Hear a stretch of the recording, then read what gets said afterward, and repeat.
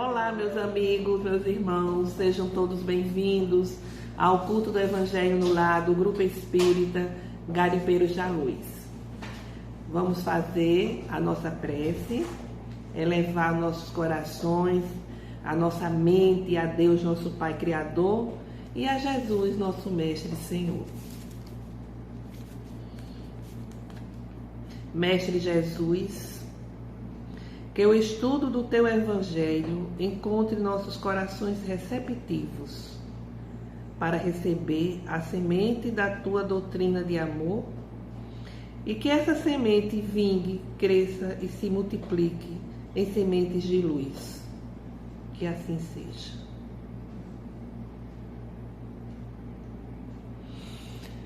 Nós queremos, inclusive, hoje esclarecer algumas perguntas que nos têm sido feitas com relação ao culto do Evangelho no lar, que é recomendado, né? É essencial escolher um dia da semana, um horário, para que toda semana, naquele dia, naquele horário, possamos estar reunidos para o culto do Evangelho no lar. Se nós não tivermos companhia dos familiares, não tem importância. Podemos fazer sozinho. Seguir o roteiro simples, assim como o que nós apresentamos aqui para vocês, certo? Mas é muito importante iluminar as nossas vidas, os nossos lares, as nossas famílias com a mensagem do Cristo. Então, na leitura preparatória, nós estamos com o livro Vinha de Luz, Espírito Emmanuel, por Chico Xavier. Em nosso trabalho. Porque toda a casa é edificada por alguém, mas o que edificou todas as coisas é Deus.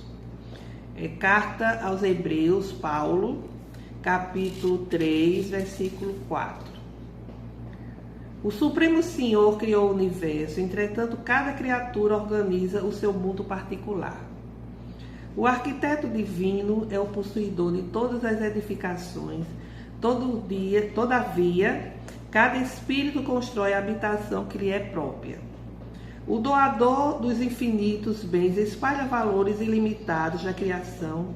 Contudo, cada um de nós outros deverá criar valores que nos sejam inerentes à personalidade.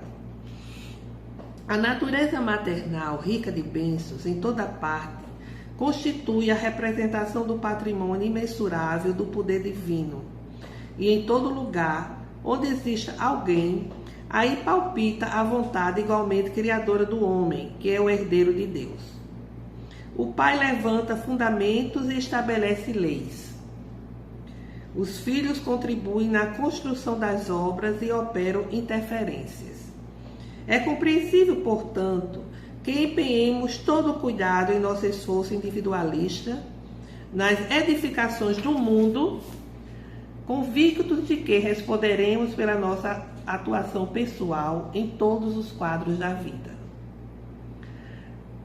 Colaboremos no bem com o entusiasmo de quem reconhece a utilidade da própria ação nos círculos do serviço, mas sem paixões destruidoras que nos amarrem às ilhas do isolamento.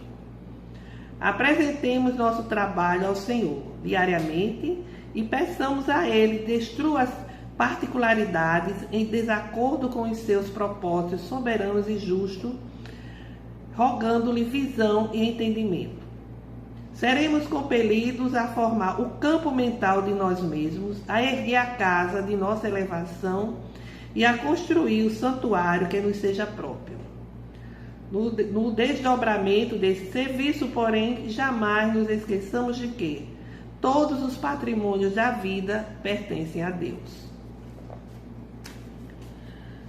No Evangelho de hoje, nós vamos dar continuidade à abordagem do Evangelho anterior, que foi sobre o segundo capítulo do Evangelho segundo o Espiritismo, que trata das palavras de Jesus, quando ele nos diz: meu reino não é deste mundo. Então achamos prudente, conveniente trazermos reflexões colocadas nesse evangelho, colocadas por Allan Kardec, em que ele nos fala sobre o ponto de vista. Então ele nos diz o seguinte: o ponto de vista que temos da vida terrena depende da ideia clara e precisa do nosso entendimento em termos de vida futura. A fé inabalável e a convicção de que existe uma vida fora dos limites terrenos, de que essa vida ela existe em continuidade, né? A vida, porque a vida é uma só. Nós temos diversas experiências, encarnações, mas a vida ela é uma só. Então, depois da passagem terrena, da passagem material, a vida continua em uma outra dimensão. Então, ele diz o seguinte: se temos fé, se temos essa convicção, nós vamos olhar as dificuldades, a dor, o sofrimento com outro olhar, sob outra ótica. Vamos considerar tudo isso como sendo incidentes passageiros, porque a vida, nesse entendimento, a vida terrena é passageira, é efêmera, é relativa, ela é, vamos assim dizer, uma curta estação. Então, se as coisas elas não acontecem, as situações, as circunstâncias, elas não são favoráveis, aí a gente enfrenta tudo isso com a paciência, porque tem certeza, tem a convicção de que isso é transitório, de que isso é passageiro e que algo melhor vem depois. É esse entendimento com relação à vida terrena.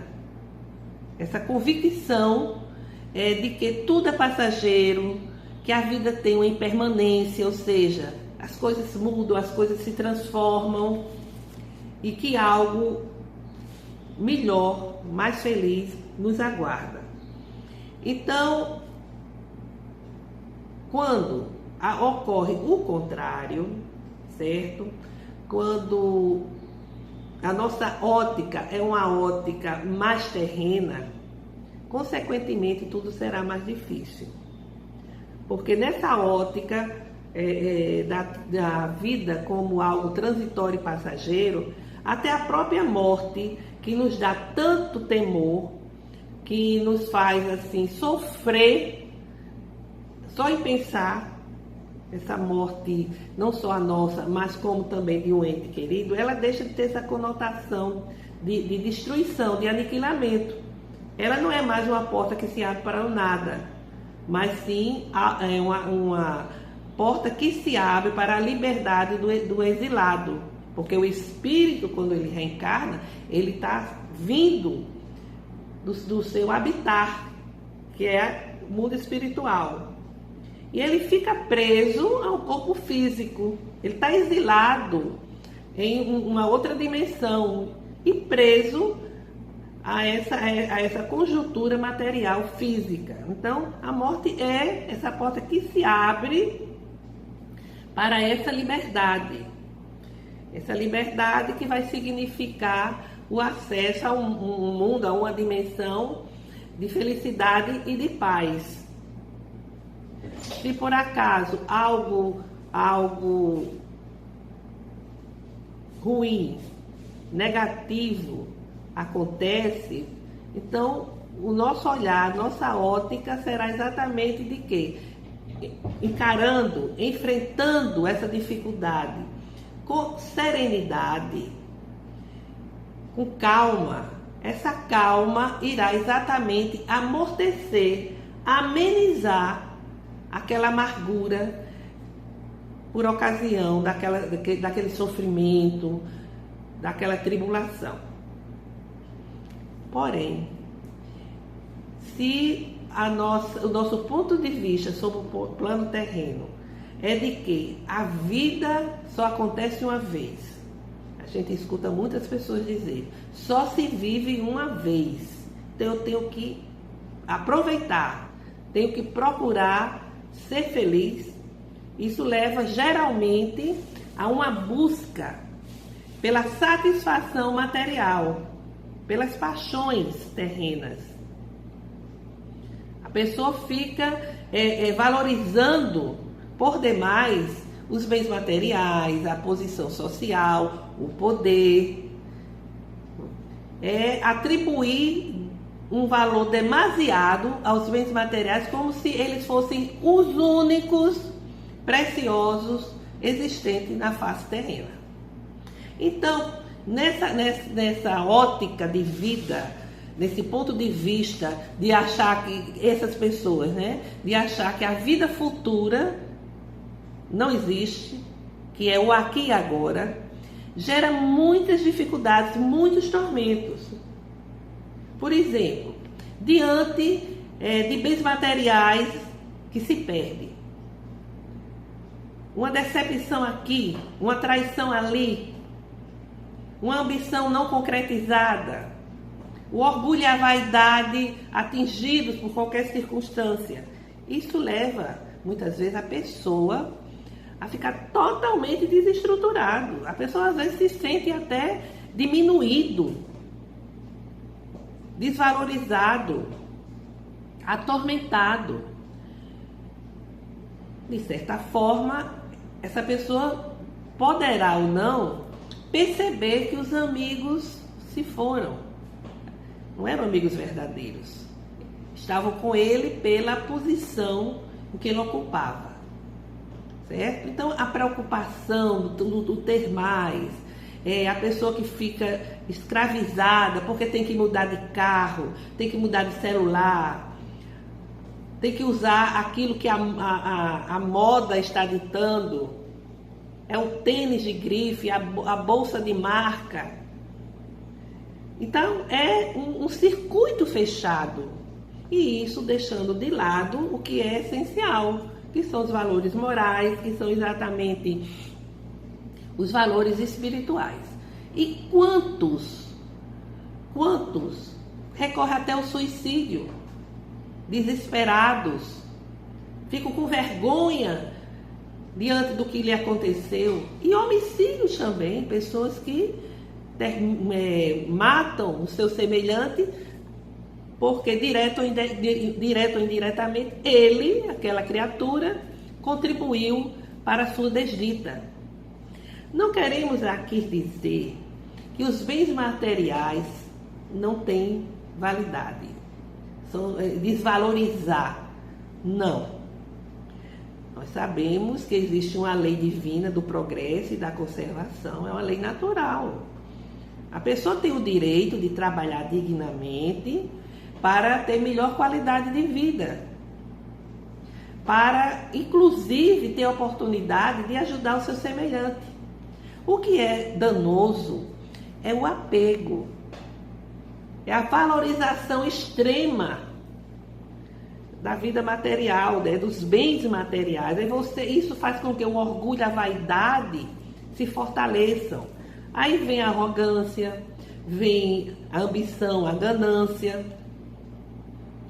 A gente não consegue receber um não, a gente não consegue perder algo, assim, algo até irrisório, né?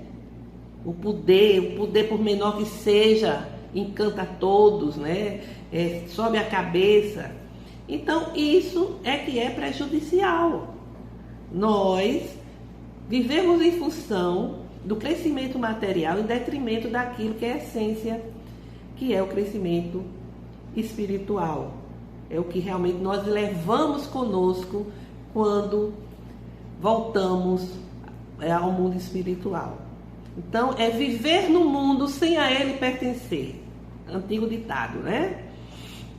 Então, nós estamos às portas de um ano novo e é fundamental que a gente faça nossas reflexões, que a gente repense os nossos valores, que a gente repense as nossas escolhas, as nossas prioridades. É tempo de refletir, é tempo de redefinir metas e que as nossas metas possam ser metas edificantes. Então, ficam aqui essas reflexões com base nas palavras de Allan Kardec e vamos fazer a nossa prece final. Pai nosso que estás em toda parte, santificado seja o teu nome no louvor de todas as criaturas. Venha a nós o teu reino de amor e sabedoria, seja feita a tua vontade acima dos nossos desejos, tanto na terra quanto nos mundos espirituais. O pão nosso do corpo e do espírito dai-nos hoje. Perdoai as nossas dívidas, ensinando-nos a perdoar os nossos devedores com esquecimento de todo o mal. Não permita, Senhor, que venhamos a cair sob os golpes da tentação da nossa própria inferioridade. Livra-nos do mal que ainda reside em nós mesmos, porque só em Ti brilha a luz eterna do reino e do poder, da glória e da paz, da justiça e do amor para todos sempre. Que assim seja. Muita paz e muita luz para todos nós.